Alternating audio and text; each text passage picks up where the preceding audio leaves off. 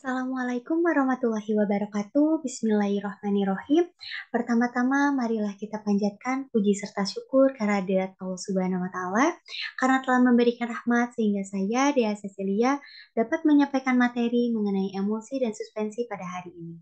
Serta kepada yang terhormat Bapak APT Gita Cahya Eka Dharma, SPAM MSI, selaku dosen mata kuliah Farmasi Fisika. Baik, untuk mempersingkat waktu, pada pemaparan materi kali ini saya akan menyampaikan mengenai yang pertama, mengenai instalasi pada sediaan emosi dan suspensi. Yang kedua, kestabilan emosi. Dan yang terakhir, perbedaan suspensi flokulasi dan deflokulasi. Baik, pada pemaparan materi yang pertama mengenai miscelasi pada sediaan emosi dan suspensi. Misel atau misela adalah suatu agregat atau susunan supramolekul dari molekul surfaktan yang terdispersi dalam suatu koloid cair. Misel dikenal sebagai konsentrasi kritis misel atau critical misel concentration atau CMC. Saat misel terbentuk di dalam air, ekornya membentuk ujung dalam yang menutupi tetesan minyak dan bagian kepalanya yang polar atau ionik membentuk lapisan luar yang kontak dengan air.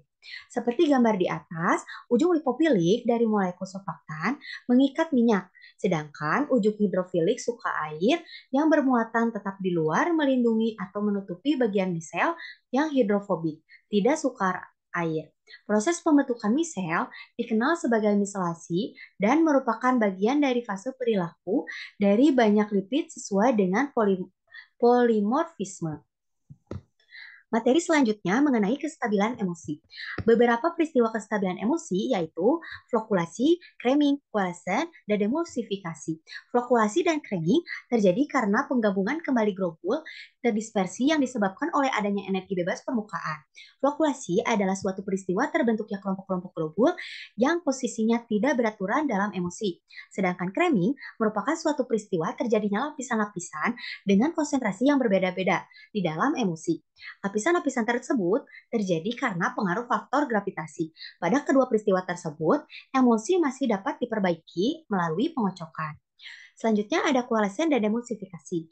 Terjadi bukan semata-mata karena energi bebas permukaan, tetapi juga disebabkan oleh ketidaksempurnaan lapisan globul. Koalesen adalah peristiwa terjadinya penggabungan globul-globul menjadi lebih besar. Sedangkan demulsifikasi terjadi akibat proses lanjutan dari koalesen. Untuk peristiwa kedua ini, emosi tidak dapat diperbaiki melalui pengocokan.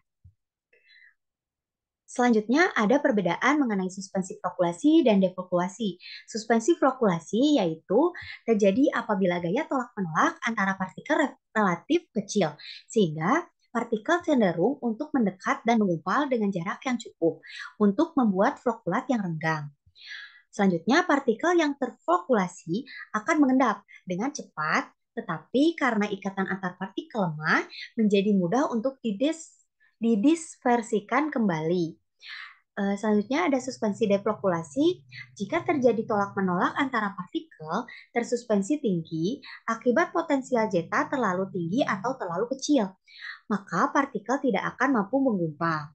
Bila partikel mengendap secara sempurna, maka partikel-partikel tersebut membentuk susunan yang tertutup dengan partikel kecil, mengisi ruang-ruang dari partikel besar. Partikel di bawah semakin tertekan oleh partikel di atas, sehingga lama-lama menjadi massa yang kompak atau checking dan tidak dapat dikembalikan dengan pengocokan. Baik, sekian presentasi dari saya. Mohon maaf bila ada kesalahan. Wabillahi taufiq wal hidayah. Wassalamualaikum warahmatullahi wabarakatuh.